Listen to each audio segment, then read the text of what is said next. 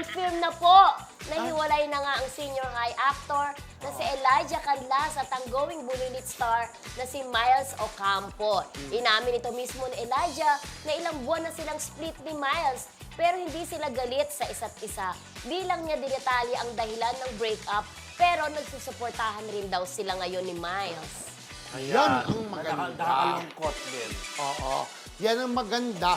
At least naghiwalay kayo. Siguro, maayos yung hiwalayin nila. Hindi nag-away. Ikaw, ganun. Pero, may reason talaga bakit naghiwalay ang isang couple. At ang maganda lang sa kanila, hindi na nila dinatali.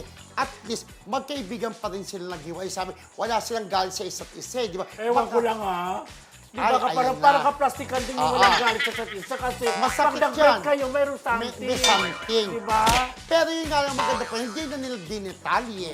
Di ba? Pero- Pero may kaganapan. Pero nanghinayang ako doon sa ano kasi di ba nung namatayan ng kapatid si Oo, Elijah, si Elijah. talaga nandoon si si Miles. Miles para sumuporta, para umalalay sa boyfriend niya. At same thing din na naoperahan si Miles, nandun din si Elijah sa tabi niya. Pero alam mo, Diba? Sinuportahan din halos siya. bago-bago pala yung relasyon nila, di ba?